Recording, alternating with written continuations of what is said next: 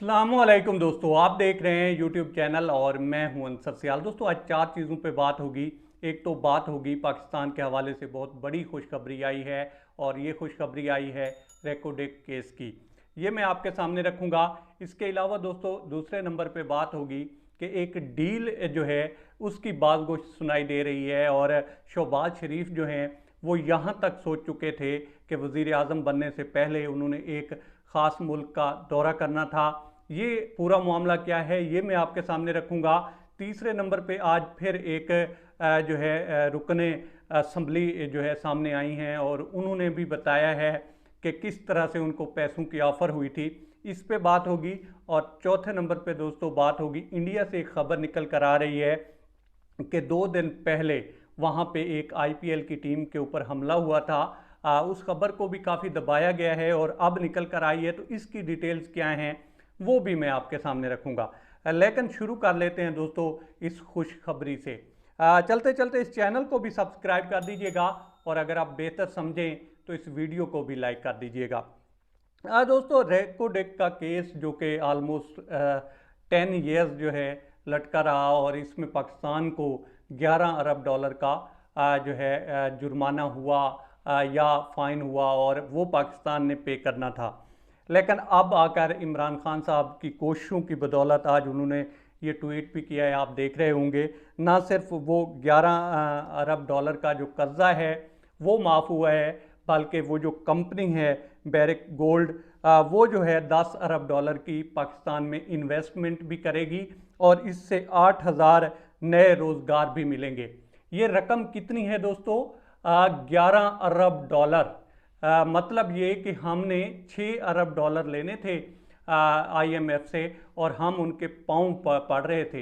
ये रकम छोटी सी नहीं है दोस्तों, ये बहुत बड़ी रकम है।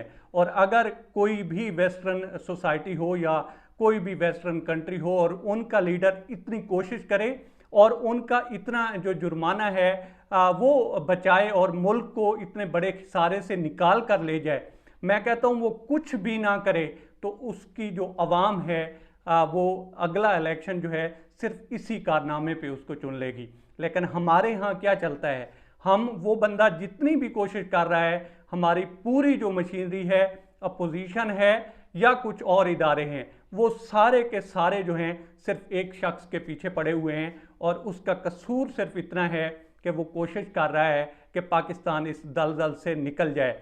ठीक है, आपको बैड गवर्नेंस नज़र आ रही है लेकिन कुछ चीज़ें अच्छी भी हुई हैं।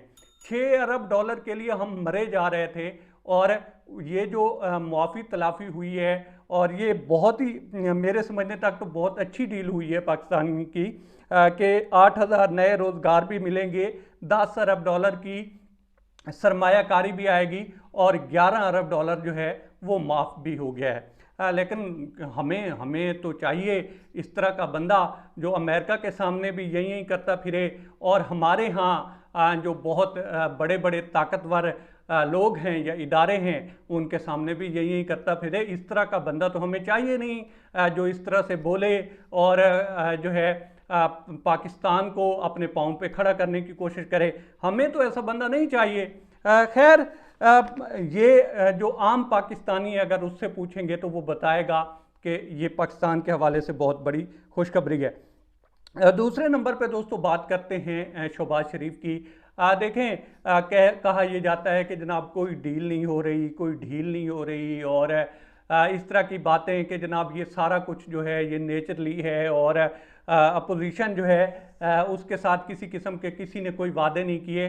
बिल्कुल ऐसे ही होगा। लेकिन कल रात को अगर आप देखें खबर हार तो उसमें जो गुलाम हैं उन्होंने और आफ्ताब इकबाल साहब ने एक जो है इसी पूरे सिनारियो के ऊपर डिस्कशन की है। तो उसमें एक बात निकल कर आई है दोस्तों कि शहबाज शरीफ साहब जो हैं वो यहाँ तक ठान चुके थे कि उनकी फैमिली जो है ये सारा कुछ जब तहरीक अदम एतमाद होनी थी उससे पहले और या इसके बाद और वज़ीर आज़म बनने से पहले उन्होंने सऊदी अरेबिया का दौरा करना था और वहाँ पे जो है शुक्राने के नवाफिल भी अदा करने थे।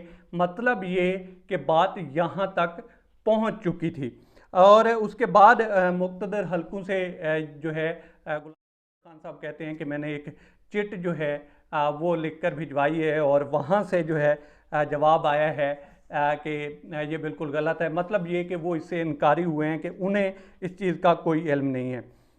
अब अगर हम दूसरी साइड पे बात करें दोस्तों, तो ये जिस तरह का धंधा चल रहा है, लोटाक्रेसी है, या इमरान खान साहब तो कहते हैं ज़मीरों के सौदे हैं, तो वो उसी तरह एज इट इज़ ही चल रहे हैं। और आज नुसरत हमीद पीटीआई से वो सामने आई हैं और उन्होंने कहा है भाई इसमें कोई शक नहीं है, उनको 2 से 3 मरतबा जो है 16 करोड़ के लगभग रकम है जिसकी ऑफ़र हुई है और इसके बदले उन्हें कहा गया है कि आप जो हैं अपनी वफादारियां बदलें। लेकिन वो कहती हैं कि मैंने अभी तक तो नहीं बदली और शायद वो बदलें भी ना, वरना उन्होंने क्यों मीडिया के सामने आना था। जो लोग इनकारी हैं और कस्में खा रहे हैं, और पीछे भी सेनेट इलेक्शन में भी इस तरह से हुआ था और पूरी की पूरी जो है यूं कह ले कि पूरी की पूरी असेंबली ही बिक गई थी। तो अभी भी ये लोग जितनी भी कस्में खाएं, मेरा नहीं ख्याल कि ये जो है बिना पैसे के वहाँ पे गए हैं, चूँकि ये लोग तो सामने आ रहे हैं और फिर मुअज़्ज़ज़ अदालतें जो हैं और तो बहुत सारे केसेस हैं जिनके ऊपर जो है एक्शन भी लेती हैं और बहुत सारी मामलात में सो मोटो भी ले लिया जाता है और अदालतों में भी बुलाया जाता है। लेकिन इस पे अभी तक चुप है और पूरी दुनिया ने देखा है कि वो कहाँ पे छुपे हुए हैं और किस तरह से अपनी वफादारियां जो हैं वो बदल रहे हैं। और कहा यह जा रहा है कि जनाब ज़मीर का वोट जो होता है वो ज़मीर का होता है, लेकिन सौदेबाजी की कोई बात नहीं कर रहा कि कितने पैसे लिए गए हैं। अब आते हैं इंडिया वाली खबर से। दोस्तों 3-4 दिन पहले की ये खबर है और जो अभी है मीडिया पे आ रही है, और ये है दोस्तों दिल्ली कैपिटल है इंडिया की टीम, और वहाँ पे आईपीएल की टीम, और उसके ऊपर दोस्तों हमला हुआ है। उसकी बस जो है उसके शीशे वगैरह तोड़ दिए गए हैं और ये जो तोड़ने वाली जमात है ये है राज ठाकरे की। और आपको याद होगा कि ये शिवसेना जो है और इसके चचा ही थे बाल ठाकरे, तो ये राज ठाकरे की कहते हैं कि पार्टी है जिन्होंने ये सब कुछ किया है। और इस खबर को पहले तो छुपाया गया है, लेकिन अभी ये सारा कुछ निकल कर आ रहा है और कुछ ज़राए तो ये भी कहते हैं कि उसमें प्लेयर्स जो हैं वो ज़ख्मी हुए हैं, और कुछ का कहना ये है कि सिर्फ बस के शीशे टूटे हैं और वो इसलिए टूटे हैं कि इनकी अपनी जो है ट्रांसपोर्ट के हवाले से यूनियन है, और ये जो ठेका दिया गया था खिलाड़ियों को आने और जाने का, ये किसी और यूनियन को दिया गया था और इस बेस पे इस पे हमला हुआ है। लेकिन देखें इस तरह का अगर वाक़या पाकिस्तान में होता तो अब तक जो खिलाड़ी हैं वो वापस जा चुके होते। मतलब दुनिया के डबल स्टैंडर्ड हैं और वो अपने ही नज़रिए से देखते हैं। और हमारे यहाँ मीडिया भी इस तरह से करता है कि अब तक जो है आसमान सिर पे उठा लिया होता, लेकिन वहाँ के मीडिया ने भी जिम्मेदारी का सबूत दिया है और अब आकर ये सारा कुछ ऐसा ऐसा निकल रहा है कि ये हुआ था। मतलब ये कि उन्होंने अपना जो डैमेज था वो तब तक रिकवर कर लिया है कि जब तक ये खबर आम होती।